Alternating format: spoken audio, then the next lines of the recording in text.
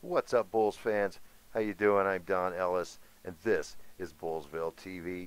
Lots and lots of really cool things happening over the last couple days. I'm going to try and touch base on all of them. We're going to start, of course, Carmelo Anthony staying in New York. He's not coming to Chicago, Bulls fans. You can't really blame Melo for wanting to stick around in New York. He got an extra year on his contract, about another $30 million guaranteed money. It's really hard to say no to that. And he does have a decent excuse, of course, with the Zen Master, Phil Jackson, taking over. He can wave those 13 rings in somebody's face. And, yeah, it kind of makes it look like he can probably turn things around. Now, of course, the Knicks aren't going anywhere this year. They might just not be very good. They might get a nice draft pick next summer, though. They should have a lot of cap space next summer. So who knows? Maybe Phil can turn it around real quick. But no hard feelings against Melo. I don't think the Bulls will be seeing him in the playoffs anytime soon, at least not deep in the playoffs. But the Bulls have no trouble moving on because they did have a real solid plan B. Of course, that being Pau Gasol. The big man agreed to terms. He's going to sign with the Bulls, get about $22 million over 3 years is the reported deal. Still, we haven't got exact word on the first-year salary. Should be just a hair over $7 million. This was a big move for the Bulls.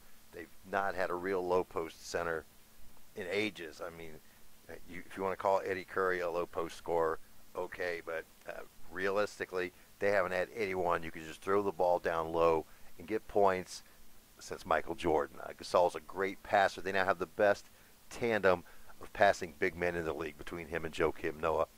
He's really going to help the offense a lot. And, of course, they were also able to add Nikola Mirotic, the stretch four from Montenegro, who's been playing for Real Madrid the last couple of years, is going to get about $17 million over 3 years. His first-year salary of around $5.4 million.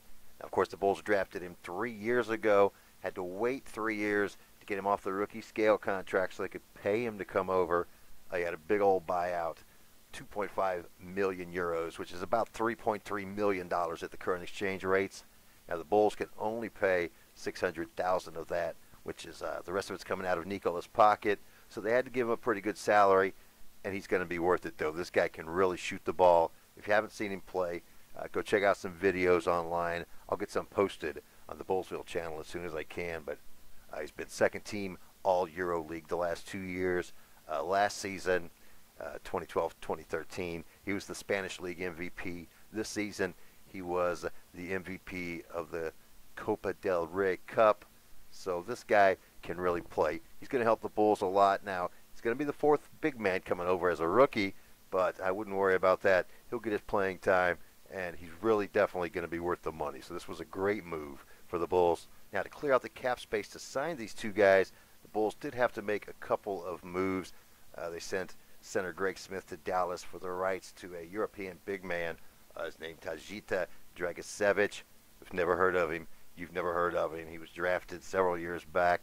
The Mavericks just sent us his draft rights. He has no plans on playing in the NBA. This was just done to clear out about $400,000 in cap space.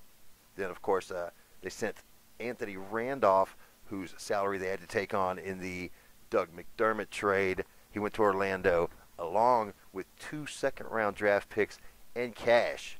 So basically the Bulls are going to send 2 draft picks, their second-round picks, no big deal, and the money to pay his salary.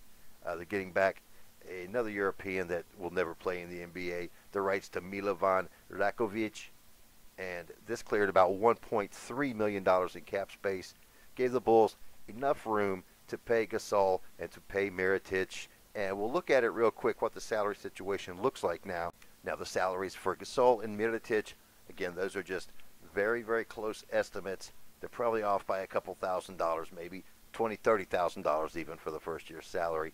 We'll get those as soon as they're available, either BasketballInsiders.com or Mark Deeks over at ShamSports.com. We'll get those first year salaries and we'll update that. But as you're looking at that, that is the Bulls cap space. They used every penny of it. And as you can see, now Rip Hamilton, of course, that's just a charge against the cap because they released him.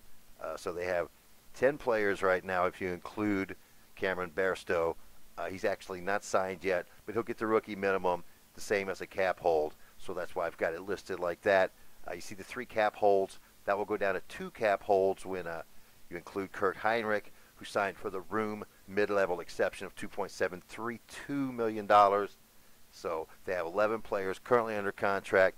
That gives them room to add 4 players at the veterans minimum, because you're allowed to have a 15-man roster. It would be interesting to see who they can get. Now, that's not going to happen for a while. Obviously, guys are going to try and get paid by other teams with their cap space or with some kind of exception.